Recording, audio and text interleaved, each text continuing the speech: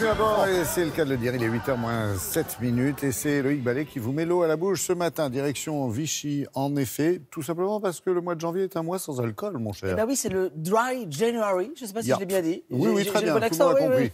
Dry January. J'ai fait espagnol, c'est pour ça. Bon, bref, là nous allons du côté de Vichy. Bah oui, Vichy, ville d'eau. Pourquoi? Parce que Napoléon III, en 1861, décide d'aller soigner ses calculs rénaux là-bas. Alors, forcément, il en fait sa ville de prédilection, de villégiature. Parce qu'il souffre, comme dans l'eau d'ailleurs.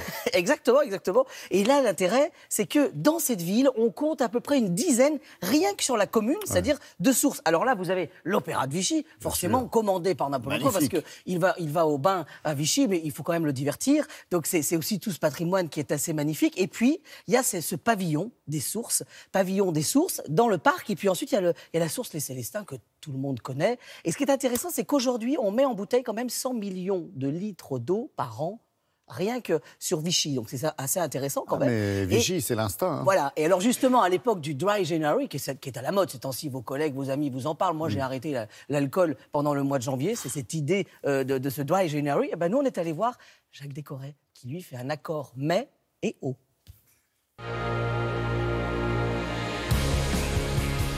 Et aujourd'hui, le triporteur est à Vichy, ville d'eau avec tout de même 9 sources intramuros. Alors forcément, ici, la cuisine à l'eau, on maîtrise.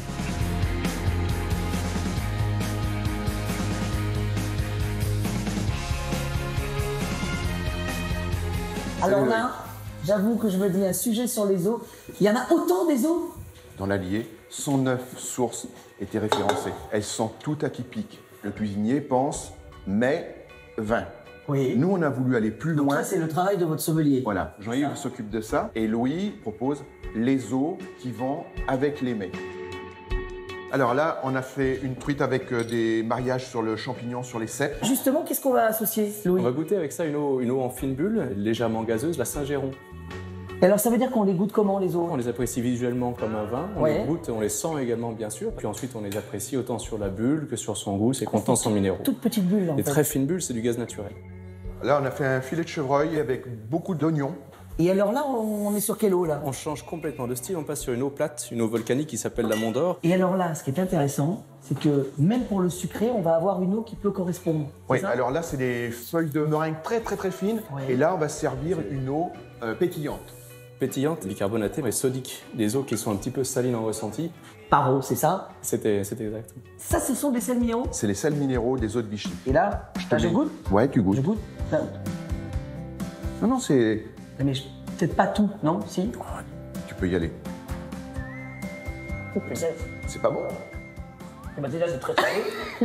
Mais je les préfère en pastille. C'est vrai, c'est meilleur, hein, c'est meilleur.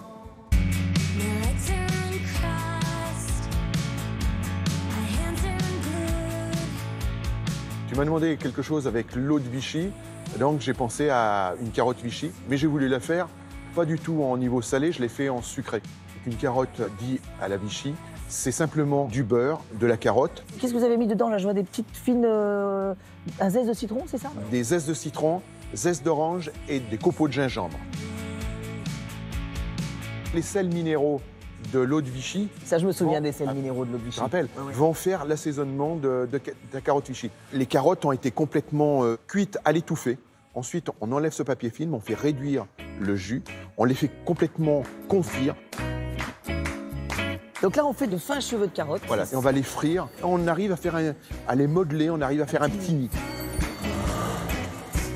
Et alors là, c'est quoi ça?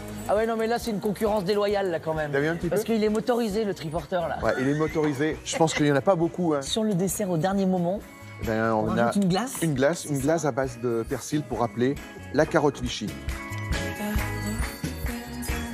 Il y a toute l'équipe derrière nous, là? Toute l'équipe est présente. Ouais, et Alexis, là? Alexis qui vient le d'arriver. Fiston? Oui. Bon, bah, ça veut dire que la relève est là, non, Jacques? Je sais pas, pour l'instant, il supporte. Ah, il supporte le papa en cuisine? Ouais, je pense. Ouais, c'est vrai que c'est pas tous les jours évident. Je veux dire, les carottes Vichy de Jacques Descorret. Quelque chose. Ah oui, ça c'est sûr. Non, juste vous dire une petite chose, c'est que Vichy est candidate à l'UNESCO. Très bien. Pour classer tout ce patrimoine et toute cette histoire, 2000 ans d'histoire. Justement, voilà, donc vous pouvez les soutenir. Il y a un site pour l'UNESCO, ville de Vichy.